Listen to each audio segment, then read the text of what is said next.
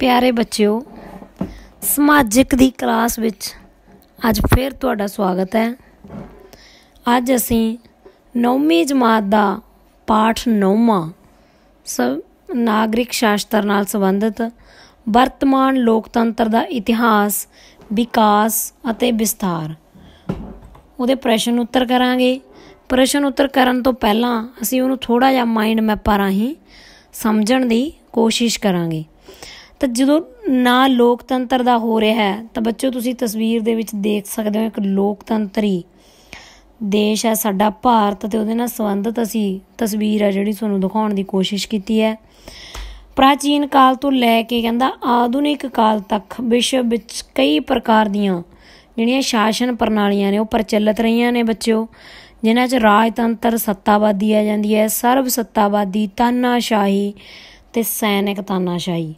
पर जिहड़ा साडा अज दा युग है ये लोकतंत्र दा युग मन्निया जांदा है। दुनिया भर दे बहु गिणती देशां ने जिहड़ा लोकतंत्र नूं अपना लिया है ते लोकतंत्री शासन प्रणाली है जिहड़ी वो अज साडे दुनिया विच इन्नी ज़्यादा हरमन प्यारी हो चुकी है कि जिहड़े देशां ने बच्चों इहनूं नहीं भी अपनाया वो देश दीआं सरकारां भी अपने आप नूं लोकतंत्री कहाउण दा दावा करदियां नेगीआं। इस तो बाद असीं साडे लोकतंत्र दा जिहड़ा पुराना इतिहास है किवें रिहा साडे लोकतंत्र दा इतिहास, ਉਹਨੂੰ ਅਸੀਂ देखो तुसीं माइंड मैप दे राहीं असीं थोड़ा छोटा शॉर्टकट करन दा ते समझण दी असीं ਉਹਨੂੰ कोशिश करांगे। पहला साडा जिहड़ा सब तो मेन असीं गल करांगे तां ਉਹ हैगा यूनान ते रोमन दा प्राचीन काल। बच्चों जिहड़ा साडे विश्व विच लोकतंत्र दा आरंभ है वो यूनान ते रोमन दे गणराजां तो ही होया। उन्हां राजां विच ही सिद्धा ते प्रतੱਖ जिहड़ा लोकतंत्र वो प्रचलित सीगा। राज दे जिहड़े नागरिक सी ਉਹੀ ਸਿੱਧੇ ਤੌਰ 'ਤੇ ਜਿਹੜੇ ਫੈਸਲੇ ਸੀ ਉਹ ਲੈਂਦੇ ਸੀ ਬੱਚਿਓ। ਇਹ ਤੋਂ ਬਾਅਦ ਅਸੀਂ ਗੱਲ ਕਰਾਂਗੇ ਭਾਰਤ ਦਾ ਪ੍ਰਾਚੀਨ ਕਾਲ।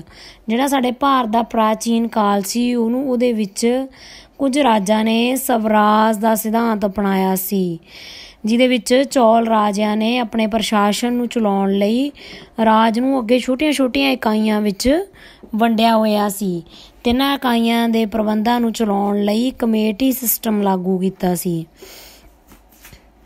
ਇਸ ਤਰ੍ਹਾਂ ਇਹ ਤੋਂ ਬਾਅਦ ਅਸੀਂ ਜੇ ਗੱਲ ਕਰਾਂਗੇ ਬੱਚਿਓ ਤਾਂ ਅੱਗੇ ਸਾਡੇ ਕੋਲ ਆ ਜਾਂਦਾ ਹੈ ਮੱਧਕਾਲ। ਮੱਧਕਾਲ ਹੈ ਜਿਹੜਾ ਸਾਡੇ ਯੂਰਪ ਵਿੱਚ ਤਾਂ 5ਵੀਂ ਸਦੀ ਤੋਂ 15ਵੀਂ ਸਦੀ ਤੱਕ ਜਿਹੜਾ ਮੰਨਿਆ ਜਾਂਦਾ ਹੈ, ਪਰ ਸਾਡੇ ਭਾਰਤ ਵਿੱਚ ਹੈ ਜਿਹੜਾ ਇਹ ਉਹ 7ਵੀਂ ਸਦੀ ਤੋਂ 18ਵੀਂ ਸਦੀ ਤੱਕ ਮੰਨਿਆ ਜਾਂਦਾ ਹੈ। ਇਹਨੂੰ ਅਸੀਂ ਸਾਮੰਤਵਾਦ ਦਾ ਕਾਲ ਵੀ ਕਹਿ ਦਿੰਦੇ ਹਾਂ, ਕਿਉਂਕਿ ਸਮੰਤ ਜਿਹੜੀ ਉਹ ਇੱਕ ਆਰਥਿਕ ਅਤੇ ਸਮਾਜਿਕ ਵਿਵਸਥਾ ਹੈਗੀ। ਰਾਜਾ ਸੀ ਜਿਹੜਾ ਉਹ ਸਮੰਤਾਂ ਨੂੰ ਭੂਮੀ ਵੰਡ ਦਿੰਦਾ ਸੀ ਅਤੇ ਭੂਮੀ ਦੇ ਬਦਲੇ ਰਾਜਾ ਸਮੰਤਾਂ ਤੋਂ ਸੈਨਿਕ ਅਤੇ ਆਰਥਿਕ ਸਹਾਇਤਾ ਲੈਂਦਾ ਸੀ। ਪਰ ਜਿਹੜੇ ਸਮੰਤ ਸੀਗੇ ਉਹ ਅੱਗੇ ਕਾਸ਼ਤਕਾਰਾਂ ਨੂੰ, ਜਿਹੜੇ ਕਾਸ਼ਤ ਮਤਲਬ ਕੰਮ ਕਰਨ ਵਾਲਿਆਂ ਨੂੰ ਭੂਮੀ ਸੀ ਜਿਹੜੀ ਉਹ ਵੰਡ ਦਿੰਦੇ ਸੀ ਅਤੇ ਭੂਮੀ ਦੀ ਜਿਹੜੀ ਕਮਾਈ ਹੁੰਦੀ ਸੀ ਉਹਦਾ ਥੋੜ੍ਹਾ ਜਿਹਾ ਹਿੱਸਾ ਕਾਸ਼ਤਕਾਰਾਂ ਨੂੰ ਦੇ ਕੇ ਬਾਕੀ ਸਾਰਾ ਆਪ ਲੈ ਲੈਂਦੇ ਸੀ ਅਤੇ ਉਹ ਬਹੁਤ ਹੀ ਅਤਿਆਚਾਰੀ ਹੁੰਦੇ ਸੀ। ਇਹ ਜਿਹੜਾ ਸਮਾਂ ਸੀ ਇਹਨੂੰ ਹਨੇਰ ਯੁੱਗ ਦਾ ਸਮਾਂ ਵੀ ਜਿਹੜਾ ਬੱਚਿਓ ਕਹਿ ਦਿੰਦੇ ਆ। ਆਮ ਜਨਤਾ ਨੂੰ ਕੋਈ ਅਧਿਕਾਰ ਨਹੀਂ ਸੀਗਾ। ਅੱਗੇ ਅਸੀਂ ਗੱਲ ਕਰਾਂਗੇ ਆਧੁਨਿਕ ਕਾਲ ਦੀ। ਆਧੁਨਿਕ ਕਾਲ ਦੇ ਵਿੱਚ ਜਿਹੜੇ ਉਸ ਸਮੇਂ ਦੇ ਰਾਜਿਆਂ ਦੀਆਂ ਨਿਰਕੁੰਸ਼ ਅਤੇ ਦਮਨਕਾਰੀ ਨੀਤੀਆਂ ਸੀ ਉਹਨਾਂ ਦੇ ਵਿਰੋਧ ਵਿੱਚ ਜਿਹੜੀ ਯੂਰਪ ਵਿੱਚ ਵਿਰੋਧੀ ਪ੍ਰਕਿਰਿਆ ਸ਼ੁਰੂ ਹੋ ਗਈ ਅਤੇ ਅਖੀਰ ਵਿੱਚ ਜਿਹੜੀ ਸੰਸਦੀ ਲੋਕਤੰਤਰ ਦੀ ਜਿੱਤ ਹੋਈ ਅਤੇ ਇੰਗਲੈਂਡ ਨੇ ਦੁਨੀਆ ਦੇ ਲੋਕਾਂ ਨੂੰ ਸੰਸਦੀ ਲੋਕਤੰਤਰ ਅਪਣਾਉਣ ਲਈ ਪ੍ਰੇਰਿਆ। ਇਸ ਤੋਂ ਬਾਅਦ ਅਸੀਂ ਅੱਗੇ ਗੱਲ ਕਰਾਂਗੇ ਇਹਦੀ ਪਰਿਭਾਸ਼ਾ ਦੀ, ਸਾਡੇ ਲੋਕਤੰਤਰ ਦੇ ਪਰਿਭਾਸ਼ਾ ਦੀ। ਤਾਂ ਇਹਦੀ ਬੱਚੋਂ ਬਹੁਤ ਹੀ ਸੌਖੀ ਜਿਹੀ ਪਰਿਭਾਸ਼ਾ ਹੈਗੀ ਜਿਹੜੀ ਤੁਸੀਂ ਪਹਿਲਾਂ ਵੀ ਕਰ ਚੁੱਕੇ ਹੋ ਛੋਟੀਆਂ ਜਮਾਤਾਂ ਦੇ ਵਿੱਚ ਵੀ ਅਮਰੀਕਾ ਦੇ ਰਾਸ਼ਟਰਪਤੀ ਇਬਰਾਹਿਮ ਲਿੰਕਨ ਨੇ ਸਾਨੂੰ ਬਹੁਤ ਹੀ ਸੌਖਾ ਜੀ ਇਹਦੀ ਪਰਿਭਾਸ਼ਾ ਦੱਸੀ ਹੈ ਕਿ ਲੋਕਤੰਤਰੀ ਸਰਕਾਰ ਹੈ ਜਿਹੜੀ ਉਹ ਲੋਕਾਂ ਦੀ, ਲੋਕਾਂ ਲਈ ਅਤੇ ਲੋਕਾਂ ਦੁਆਰਾ ਚੁਣੀ ਗਈ ਸਰਕਾਰ ਹੁੰਦੀ ਹੈਗੀ। ਇਹ ਸਾਡੀ ਲੋਕਤੰਤਰੀ ਸਰਕਾਰ ਦੀ ਪਰਿਭਾਸ਼ਾ ਹੋਊਗੀ ਬੱਚਿਓ। ਅੱਗੇ ਅਸੀਂ ਗੱਲ ਕਰਾਂਗੇ ਸਾਡੇ ਲੋਕਤੰਤਰ ਦੇ ਸੁਨਹਿਰੀ ਯੁੱਗ ਦੀ। ਜਿਹੜਾ ਲੋਕਤੰਤਰ ਦਾ ਸਾਡਾ ਸੁਨਹਿਰੀ ਯੁੱਗ ਹੈ ਉਹ 20ਵੀਂ ਸਦੀ ਨੂੰ ਜਿਹੜਾ ਅਸੀਂ ਮੰਨਦੇ ਹਾਂ। ਪਹਿਲੇ ਮਹਾਂਯੁੱਧ ਤੋਂ ਬਾਅਦ ਵੀ ਕਈ ਦੇਸ਼ ਸੀ ਜਿਹੜੇ ਨਵੇਂ ਦੇਸ਼ ਹੋਂਦ ਵਿੱਚ ਆਏ ਤੇ ਇਹਨਾਂ ਨੇ ਲੋਕਤੰਤਰੀ ਪ੍ਰਣਾਲੀ ਅਪਣਾਉਣ ਨੂੰ ਤਰਜੀਹ ਦਿੱਤੀ। ਤਾਂ ਦੂਜੇ ਮਹਾਯੁੱਧ ਤੋਂ ਬਾਅਦ ਵੀ ਏਸ਼ੀਆ ਅਤੇ ਅਫਰੀਕਾ ਮਹਾਂਦੀਪ ਦੇ ਬਹੁਤ ਸਾਰੇ ਦੇਸ਼ਾਂ ਨੇ ਆਜ਼ਾਦੀ ਪ੍ਰਾਪਤ ਕੀਤੀ ਤੇ 1947 ਵਿੱਚ ਸਾਨੂੰ ਵੀ ਪੂਰਨ ਆਜ਼ਾਦੀ ਪ੍ਰਾਪਤ ਹੋ ਗਈ। ਇਸ ਤੋਂ ਬਾਅਦ ਅਸੀਂ ਬੱਚਿਓ ਗੱਲ ਕਰਾਂਗੇ ਸਾਡੇ ਲੋਕਤੰਤਰ ਦੇ ਵਿਕਾਸ ਅਤੇ ਵਿਸਥਾਰ ਵੱਲ ਵੱਧਦੇ ਕਦਮ, ਕਿਵੇਂ ਸਾਡੇ ਲੋਕਤੰਤਰ ਦਾ ਜਿਹੜਾ ਵਿਕਾਸ ਹੋਇਆ ਤੇ ਅੱਗੇ ਉਹ ਵੱਧਦਾ ਗਿਆ। ਸਭ ਤੋਂ ਪਹਿਲੀ ਜਿਹੜੀ ਅਸੀਂ ਗੱਲ ਕਰਾਂਗੇ ਉਹ ਹੈ ਸਾਡੇ ਕੋਲੇ ਚਿਲੀ ਵਿੱਚ ਲੋਕਤੰਤਰ ਦੀ ਮੁੜ ਬਹਾਲੀ। 1988 ਈਸਵੀ ਵਿੱਚ ਚਿਲੀ ਵਿੱਚ ਲੋਕ ਤਾਨਾਸ਼ਾਹੀ ਦਾ ਜਿਹੜਾ ਅੰਤ ਹੋ ਗਿਆ ਸੀ ਤੇ ਉਦੋਂ ਉਹਨਾਂ ਨੇ ਜਨਮਤ ਸੰਗ੍ਰਹਿ ਕਰਵਾਉਣ ਦਾ ਨਿਸ਼ਚਾ ਕੀਤਾ। ਇਸ ਤੋਂ ਬਾਅਦ ਅਸੀਂ ਗੱਲ ਕਰਾਂਗੇ ਪੋਲੈਂਡ ਵਿੱਚ ਲੋਕਤੰਤਰ। ਪੋਲੈਂਡ ਵਿੱਚ ਵੀ ਜਿਹੜੀ ਪੋਲਿਸ਼ ਯੂਨਾਈਟਿਡ ਵਰਕਰਸ ਪਾਰਟੀ ਦੀ ਸਰਕਾਰ ਸੀ। ਇਹ ਬੱਚੋ ਜਿਹੜੀ ਪਾਰਟੀ ਸੀ ਇਹ ਪੂਰਬੀ ਯੂਰਪ ਦੇ ਕਈ ਦੇਸ਼ਾਂ ਵਿੱਚ ਸ਼ਾਸਨ ਕਰਦੀ ਸੀ। ਇਹ ਕਿਸੇ ਹੋਰ ਪਾਰਟੀ ਨੂੰ ਕੰਮ ਨਹੀਂ ਕਰਨ ਦਿੰਦੀ ਸੀ ਤੇ ਲੋਕ ਆਪਣੇ ਨੇਤਾਵਾਂ ਦੀ ਚੋਣ ਵੀ ਆਜ਼ਾਦੀ ਨਾਲ ਨਹੀਂ ਕਰ ਸਕਦੇ ਸੀ। ਜੇ ਕੋਈ ਪਾਰਟੀ ਦੇ ਵਿਰੁੱਧ ਬੋਲਦਾ ਸੀ ਤਾਂ ਉਹਨੂੰ ਜੇਲ੍ਹ ਵਿੱਚ ਸੁੱਟ ਦਿੰਦੇ ਸੀਗੇ। ਇਸ ਤਰ੍ਹਾਂ 1980 ਨੂੰ ਗਦਮਕ ਸ਼ਹਿਰ ਵਿੱਚ ਲੈਨਿਨ ਸ਼ਿਪਯਾਰਡ ਦੇ ਕਾਮਿਆਂ ਨੇ ਹੜਤਾਲ ਕਰ ਦਿੱਤੀ। ਇਹ ਹੜਤਾਲ ਸੀ ਜਿਹੜੀ ਉਹਨਾਂ ਦੀ ਅੱਗੇ ਵੱਧਦੀ ਤੇ ਚਲੀ ਗਈ ਤੇ ਇਹਦੇ ਵਿੱਚ ਜਿਹੜਾ ਇਹਨਾਂ ਦਾ ਵਾਲੇਸਾ ਸੀ ਉਹ ਇੱਕ ਨੇਤਾ ਦੇ ਤੌਰ ਤੇ ਉੱਭਰ ਕੇ ਆਇਆ ਤੇ ਉਹਨੇ ਅਗਵਾਈ ਹੇਠ ਸਰਕਾਰ ਬਣਾਉਣ ਲਈ, ਕਾਮਿਆਂ ਦੀ ਅਗਵਾਈ ਹੇਠ ਸਰਕਾਰ ਬਣਾਉਣ ਲਈ ਇੱਕ ਸਮਝੌਤਾ ਕੀਤਾ। ਉਸ ਤੋਂ ਬਾਅਦ ਸੀ ਜਿਹੜਾ ਸਰਕਾਰ ਵਿੱਚ ਜਿਹੜੇ ਵੱਡੇ ਪੱਧਰ ਤੇ ਭ੍ਰਿਸ਼ਟਾਚਾਰ ਸੀ ਉਹਨਾਂ ਕਾਰਨ ਹਾਲਾਤ ਸੀ ਜਿਹੜੇ ਵਿਗੜਦੇ ਗਏ ਤੇ ਸਰਕਾਰ ਨੇ 1981 ਵਿੱਚ ਸੈਨਿਕ ਸ਼ਾਸਨ ਲਾਗੂ ਕਰ ਦਿੱਤਾ ਤੇ ਉਹਦੇ ਹਜ਼ਾਰਾਂ ਕਾਮਿਆਂ ਨੂੰ ਜੇਲ੍ਹ ਵਿੱਚ ਸੁੱਟ ਦਿੱਤਾ।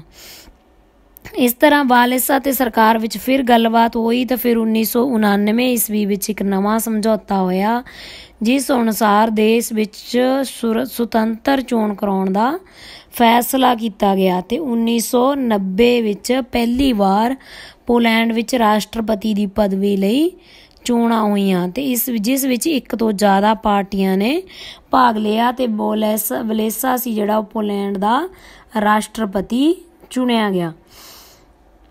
ਇਸ ਤੋਂ ਬਾਅਦ ਬੱਚਿਓ ਅੱਗੇ ਆ ਗਿਆ ਸਾਡਾ ਪੁਆਇੰਟ ਬਸਤੀਵਾਦ ਦਾ ਖਾਤਮਾ। ਇਸ ਤਰ੍ਹਾਂ ਅਫਰੀਕਾ ਤੇ ਏਸ਼ੀਆ ਮਹਾਂਦੀਪ ਦੇ ਦੇਸ਼ ਵੀ ਬਹੁਤਾ ਲੰਮਾ ਸਮਾਂ ਯੂਰਪੀਅਨ ਕੌਮਾਂ ਦੀ ਬਸਤੀਵਾਦ ਨੀਤੀ ਦਾ ਸ਼ਿਕਾਰ ਰਹੇ। ਜਿਵੇਂ ਸਾਡਾ ਭਾਰਤ ਵੀ 15 ਅਗਸਤ 1947 ਨੂੰ ਆਜ਼ਾਦ ਹੋ ਗਿਆ ਸੀ, ਇਸ ਤਰ੍ਹਾਂ ਬਸਤੀਵਾਦ ਤੋਂ ਜਿਹੜੇ ਦੇਸ਼ ਆਜ਼ਾਦ ਹੋਏ ਸੀ ਉਹਨਾਂ ਨੇ ਲੋਕਤੰਤਰੀ ਪ੍ਰਣਾਲੀ ਅਪਣਾਉਣ ਤੇ ਜ਼ੋਰ ਦਿੱਤਾ। ਭਾਰਤ ਦੀ ਤਰ੍ਹਾਂ ਹੀ ਇੱਕ ਅਫਰੀਕਾ ਮਹਾਂਦੀਪ ਦੇ ਦੇਸ਼ ਘਾਨਾ ਵਿੱਚ ਵੀ ਬਸਤੀਵਾਦ ਸੀਗਾ। ਇਹਨਾਂ ਨੇ ਵੀ, ਇਹ ਅਫਰੀਕਾ ਦਾ ਪਹਿਲਾ ਦੇਸ਼ ਸੀ ਜਿਸ ਨੇ 1957 ਵਿੱਚ ਅੰਗਰੇਜ਼ਾਂ ਤੋਂ ਆਜ਼ਾਦੀ ਪ੍ਰਾਪਤ ਕੀਤੀ ਤੇ ਹੋਰ ਦੇਸ਼ਾਂ ਨੂੰ ਆਜ਼ਾਦ ਹੋਣ ਲਈ ਪ੍ਰੇਰਨਾ ਦੇਣ ਦਾ ਕੰਮ ਕੀਤਾ। ਇਸ ਤੋਂ ਬਾਅਦ ਸਾਡੀ ਅੰਤਰਰਾਸ਼ਟਰੀ ਪੱਧਰ ਤੇ ਲੋਕਤੰਤਰ ਦੀ ਸਥਾਪਨਾ। ਅੰਤਰਰਾਸ਼ਟਰੀ ਪੱਧਰ ਤੇ ਵੀ ਬੱਚੋ ਸਾਡੀ ਲੋਕਤੰਤਰ ਦੀ ਸਥਾਪਨਾ ਹੋਈ। ਜਿਵੇਂ ਅਸੀਂ ਸੰਯੁਕਤ ਰਾਸ਼ਟਰ ਸੰਘ ਦੀ ਗੱਲ ਕਰ ਲੈਂਦੇ ਹਾਂ, ਇੱਕ ਅੰਤਰਰਾਸ਼ਟਰੀ ਪੱਧਰ ਦੀ ਸੰਸਥਾ ਹੈ ਤੇ ਹੁਣ ਬੱਚਿਓ ਇਹਦੇ 193 ਮੈਂਬਰ ਨੇ ਜਿਸ ਵਿੱਚ ਹਰ ਦੇਸ਼ ਨੂੰ ਇੱਕ ਵੋਟ, ਇੱਕ ਬਰਾਬਰ ਦੀ ਮੱਤ ਦਾ ਅਧਿਕਾਰ ਮਿਲਿਆ ਹੋਇਆ ਗਾ। ਇਸ ਦੇ ਨਾਲ ਹੀ ਅਗਲੀ ਸਾਡੀ ਜਿਹੜੀ ਅੰਤਰਰਾਸ਼ਟਰੀ ਪੱਧਰ ਦੀ ਇੱਕ ਹੋਰ ਸੰਸਥਾ ਹੈਗੀ ਉਹ ਹੈਗੀ ਮੁਦਰਾ ਕੋਸ਼। ਇਹ ਸੰਸਥਾ ਜਿਹੜੀ ਸਾਡੀ ਦੁਨੀਆ ਭਰ ਦੇ ਦੇਸ਼ਾਂ ਨੂੰ ਕਰਜ਼ੇ ਦੇਣ ਦਾ ਕੰਮ ਕਰਦੀ ਹੈਗੀ। ਇਸ ਸੰਸਥਾ ਦੇ ਬੱਚਿਓ 188 ਦੇਸ਼ ਮੈਂਬਰ ਨੇਗੇ। ਤੇ ਬੱਚਿਓ ਤੀਜੀ ਸਾਡੀ ਜਿਹੜੀ ਵੱਡੀ ਸੰਸਥਾ ਹੈਗੀ ਉਹ ਹੈਗੀ ਸੰਸਾਰ ਬੈਂਕ। ਇਸ ਦੀ ਵਿਵਸਥਾ ਵੀ ਅੰਤਰਰਾਸ਼ਟਰੀ ਮੁਦਰਾ ਕੋਸ਼ ਦੀ ਤਰ੍ਹਾਂ ਹੀ ਹੈ ਤੇ ਸੰਸਾਰ ਬੈਂਕ ਦਾ ਪ੍ਰਧਾਨ ਆ ਜਿਹੜਾ ਉਹ ਹਮੇਸ਼ਾ ਸੰਯੁਕਤ ਰਾਜ ਅਮਰੀਕਾ ਦੇ ਨਾਗਰਿਕ ਨੂੰ ਹੀ ਬਣਾਇਆ ਜਾਂਦਾ ਗਾ। ਹੁਣ ਅਸੀਂ ਥੋੜ੍ਹੀ ਜਿਹੀ ਇਸ ਗੱਲ ਤੇ ਵਿਚਾਰ ਕਰਾਂਗੇ ਕਿ ਜਿਹੜੀਆਂ ਸਾਡੀਆਂ ਉਪਰੋਕਤ ਸੰਸਥਾਵਾਂ ਨੇ ਇਹਨਾਂ ਦਾ ਕੰਮਕਾਜ ਦਾ ਜਿਹੜਾ ਢੰਗ ਹੈ ਉਹ ਲੋਕਤੰਤਰੀ ਹੈ ਜਾਂ ਨਹੀਂ। ਇਹ ਤੁਸੀਂ ਸਾਨੂੰ ਕਮੈਂਟ ਕਰਕੇ ਵੀ ਜ਼ਰੂਰ ਦੱਸਣਾ, ਕਿਉਂਕਿ ਮੰਨ ਲਓ ਜੇ ਕਿਸੇ ਸਰਕਾਰ ਦੇ ਵਿੱਚ ਮੰਤਰੀ ਮੰਡਲ ਵਿੱਚ 5 ਮੰਤਰੀਆਂ ਨੂੰ ਵੀਟੋ ਸ਼ਕਤੀ ਦੇ ਦਿੱਤੀ ਜਾਵੇ ਤੇ ਮੰਤਰੀ ਮੰਡਲ ਦੇ ਫੈਸਲਿਆਂ ਨੂੰ ਰੱਦ ਕਰ ਸਕਣ ਤਾਂ ਕੀ ਅਸੀਂ ਅਜਿਹੀ ਸਰਕਾਰ ਨੂੰ ਲੋਕਤੰਤਰੀ ਸਰਕਾਰ ਕਹਾਂਗੇ? ਇਹ ਤੁਸੀਂ ਸਾਨੂੰ ਦੱਸਣ ਦੀ ਕੋਸ਼ਿਸ਼ ਕਰਨੀ ਹੈ ਬੱਚਿਓ। ਇਹ ਲੈਸਨ ਆ ਜਿਹੜਾ ਸਾਡਾ ਉਹ ਕੰਪਲੀਟ ਹੋ ਗਿਆ ਤੇ ਅੱਗੇ ਹੁਣ ਅਸੀਂ ਇਹਦੇ ਜਿਹੜੇ ਅਭਿਆਸ ਦੇ ਵਿੱਚ ਪ੍ਰਸ਼ਨ ਉੱਤਰ ਨੇ ਬੱਚਿਓ ਉਹ ਕਰਦੇ ਹਾਂ। ਸਾਡੇ ਕੋਲ ਬੱਚਿਓ ਪਹਿਲਾਂ ਨੇਗੇ ਖਾਲੀ ਥਾਵਾਂ ਭਰੋ। 2 ਤੁਹਾਡੇ ਕੋਲ ਖਾਲੀ ਥਾਵਾਂ ਨੇ, ਇਹਨਾਂ ਨੂੰ ਤੁਸੀਂ ਆਪਣੀਆਂ ਕਿਤਾਬਾਂ ਦੇ ਉੱਪਰ ਨੋਟ ਕਰ ਲੈਣਾ, ਟਿਕ ਮਾਰਕ ਕਰ ਲੈਣੀ ਹੈ। ਸਾਡੇ ਕੋਲ ਇਸ ਤੋਂ ਅੱਗੇ ਆ ਗਏ ਠੀਕ ਗਲਤ ਦੱਸੋ। ਇਹਨਾਂ ਨੂੰ ਠੀਕ ਗਲਤ ਤੁਸੀਂ ਨੇ ਦੇਖ ਕੇ ਦੱਸ ਦੇਣਾ ਹੈਗਾ। ਇਸ ਤੋਂ ਬਾਅਦ ਆ ਗਏ ਸਾਡੇ ਕੋਲ ਬੱਚਿਓ ਬਹੁ ਵਿਕਲਪੀ ਪ੍ਰਸ਼ਨ। ਇਹਨਾਂ ਦੇ ਵੀ ਆਨਸਰ ਆ ਜਿਹੜੇ ਅਸੀਂ ਦੱਸ ਦਿੱਤੇ ਆ, ਇਹਨਾਂ ਨੂੰ ਤੁਸੀਂ ਨੋਟ ਕਰ ਲੈਣਾ। ਇਸ ਤੋਂ ਬਾਅਦ ਸਾਡੇ ਕੋਲ ਆ ਗਏ ਬਹੁਤ ਛੋਟੇ ਉੱਤਰਾਂ ਵਾਲੇ ਜਿਹੜੇ ਤੁਹਾਡੇ ਪ੍ਰਸ਼ਨ ਹੈ। ਪਹਿਲਾਂ ਸਾਡੇ ਕੋਲ ਆ ਗਿਆ ਅੱਜ ਕੱਲ੍ਹ ਦੁਨੀਆ ਦੇ ਜ਼ਿਆਦਾਤਰ ਦੇਸ਼ਾਂ ਵਿੱਚ ਕਿਹੜੀ ਸ਼ਾਸਨ ਪ੍ਰਣਾਲੀ ਅਪਣਾਈ ਜਾ ਰਹੀ ਹੈ। ਪਹਿਲੇ ਵਿਸ਼ਵ ਯੁੱਧ ਤੋਂ ਬਾਅਦ ਇਟਲੀ ਅਤੇ ਜਰਮਨੀ ਵਿੱਚ ਪ੍ਰਚਲਿਤ ਵਿਚਾਰਧਾਰਾਵਾਂ ਦੇ ਨਾਂ ਲਿਖੋ ਜਿਨ੍ਹਾਂ ਕਾਰਨ ਲੋਕਤੰਤਰ ਨੂੰ ਇੱਕ ਵੱਡਾ ਧੱਕਾ ਲੱਗਿਆ। ਐਲੰਡੇ ਚਿਲੀ ਦਾ ਰਾਸ਼ਟਰਪਤੀ ਕਦੋਂ ਚੁਣਿਆ ਗਿਆ। ਚਿਲੀ ਵਿੱਚ ਲੋਕਤੰਤਰ ਦੀ ਮੁੜ ਬਹਾਲੀ ਕਦੋਂ ਹੋਈ। ਪੋਲੈਂਡ ਵਿੱਚ ਲੋਕਤੰਤਰੀ ਅਧਿਕਾਰਾਂ ਦੀ ਮੰਗ ਦੇ ਲਈ ਹੜਤਾਲ ਦੀ ਅਗਵਾਈ ਕਿਸ ਨੇ ਕੀਤੀ। ਪੋਲੈਂਡ ਵਿੱਚ ਰਾਸ਼ਟਰਪਤੀ ਦੀ ਪਦਵੀ ਲਈ ਪਹਿਲੀ ਵਾਰ ਚੋਣਾਂ ਕਦੋਂ ਹੋਈਆਂ ਅਤੇ ਕੌਣ ਰਾਸ਼ਟਰਪਤੀ ਚੁਣਿਆ ਗਿਆ। ਭਾਰਤ ਵਿੱਚ ਸਰਵ ਵਿਆਪਕ ਬਾਲਗ ਮਤ ਅਧਿਕਾਰ ਕਦੋਂ ਦਿੱਤਾ ਗਿਆ। ਕਿਹੜੇ 2 ਵੱਡੇ ਮਹਾਂਦੀਪ ਬਸਤੀਵਾਦ ਦਾ ਸ਼ਿਕਾਰ ਰਹੇ। ਦੱਖਣੀ ਅਫਰੀਕਾ ਮਹਾਂਦੀਪ ਦੇ ਦੇਸ਼ ਘਾਨਾ ਨੂੰ ਕਦੋਂ ਆਜ਼ਾਦੀ ਪ੍ਰਾਪਤ ਹੋਈ।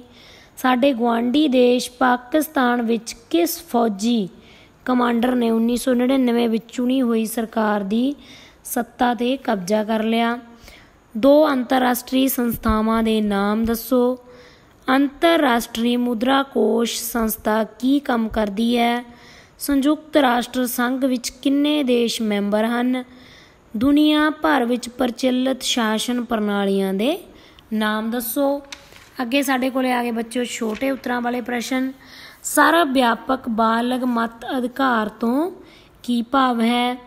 ਚੌਲ ਵੰਸ਼ ਦੇ ਰਾਜਿਆਂ ਦੇ ਸਮੇਂ ਸਥਾਨਕ ਪੱਧਰ ਦੇ ਲੋਕਤੰਤਰ ਉੱਤੇ ਨੋਟ ਲਿਖੋ। ਵੀਟੋ ਸ਼ਕਤੀ ਤੋਂ ਕੀ ਭਾਵ ਹੈ। ਸੰਯੁਕਤ ਰਾਸ਼ਟਰ ਸੰਘ ਵਿੱਚ ਵੀਟੋ ਸ਼ਕਤੀ ਕਿਹੜੇ ਦੇਸ਼ਾਂ ਕੋਲ ਹੈ। ਅੰਤਰਰਾਸ਼ਟਰੀ ਸੰਸਥਾਵਾਂ ਦੀ ਕਾਰਜ ਪ੍ਰਣਾਲੀ ਲੋਕਤੰਤਰੀ ਸਿਧਾਂਤਾਂ 'ਤੇ ਖਰੀ ਨਹੀਂ ਉਤਰਦੀ। ਇਸ ਕਥਨ ਦੀ ਵਿਆਖਿਆ ਕਰੋ। ਚਿਲੀ ਦੇ ਲੋਕਤੰਤਰ ਦੇ ਇਤਿਹਾਸ ਉੱਤੇ ਨੋਟ ਲਿਖੋ। ਅਫਰੀਕਾ ਮਹਾਂਦੀਪ ਦੇ ਦੇਸ਼ ਘਾਨਾ ਨੂੰ ਆਜ਼ਾਦ ਕਰਾਉਣ ਵਿੱਚ ਕਿਸ ਵਿਅਕਤੀ ਨੇ ਭੂਮਿਕਾ ਨਿਭਾਈ। ਘਾਨਾ ਦੀ ਆਜ਼ਾਦੀ ਦਾ ਅਫਰੀਕਾ ਦੇ ਹੋਰ ਦੇਸ਼ਾਂ ਉੱਪਰ ਕੀ ਪ੍ਰਭਾਵ ਪਿਆ। ਅਗਲਾ ਸਾਡਾ ਪ੍ਰਸ਼ਨ ਹੈ ਬੱਚਿਓ ਚੌਲ ਵੰਸ਼ ਦੇ ਰਾਜਿਆਂ ਸਮੇਂ ਸਥਾਨਕ ਸੰਸਥਾਵਾਂ ਦੇ ਪ੍ਰਤੀਨਿਧੀਆਂ ਦੀ ਚੋਣ ਕਰਨ ਲਈ ਅਪਣਾਏ ਗਏ ਚੋਣ ਢੰਗਾਂ ਦੀ ਵਿਆਖਿਆ ਕਰੋ। ਇਸ ਤੋਂ ਬਾਅਦ ਸਾਡੇ ਕੋਲ ਆ ਗਏ ਵੱਡੇ ਪ੍ਰਸ਼ਨ। ਅੰਤਰਰਾਸ਼ਟਰੀ ਮੁਦਰਾ ਕੋਸ਼ 'ਤੇ ਨੋਟ ਲਿਖੋ। ਅਗਲਾ ਪ੍ਰਸ਼ਨ ਹੈ ਸੰਯੁਕਤ ਰਾਸ਼ਟਰ 'ਤੇ ਨੋਟ ਲਿਖੋ। ਇਸ ਤੋਂ ਅਗਲਾ ਸਾਡਾ ਯੂਨਾਨ ਅਤੇ ਰੋਮ ਦੇ ਪ੍ਰਾਚੀਨ ਕਾਲ ਵਿੱਚ ਲੋਕਤੰਤਰ ਦੇ ਵਿਕਾਸ ਦਾ ਸੰਖੇਪ ਵਰਣਨ ਕਰੋ। ਅੱਜ ਦੇ ਯੁੱਗ ਵਿੱਚ ਬਹੁ ਕੌਮੀ ਕੰਪਨੀਆਂ ਲੋਕਤੰਤਰ ਦੇ ਵਿਕਾਸ ਲਈ ਖਤਰਾ ਹਨ। ਇਸ ਕਥਨ ਦੀ ਵਿਆਖਿਆ ਕਰੋ। ਅਗਲੀਆਂ ਵੀਡੀਓ ਨੂੰ ਦੇਖਣ ਲਈ ਬੱਚਿਓ ਇਸ ਚੈਨਲ ਨੂੰ ਸਬਸਕ੍ਰਾਈਬ ਕਰੋ ਅਤੇ ਇਸ ਦੇ ਬੈਲ ਆਈਕਨ ਨੂੰ ਦਬਾ ਦਿਓ ਤਾਂ ਕਿ ਅਗਲੀਆਂ ਵੀਡੀਓ ਦਾ ਨੋਟੀਫਿਕੇਸ਼ਨ ਆ ਜਿਹੜਾ ਤੁਹਾਨੂੰ ਆਸਾਨੀ ਨਾਲ ਆ ਜਾਏ ਅਤੇ ਤੁਸੀਂ ਅਗਲੇ ਪਾਠ ਆ ਜਿਹੜੇ ਆਪਣੇ ਸਮੇਂ ਸਿਰ ਕਰ ਸਕੋ।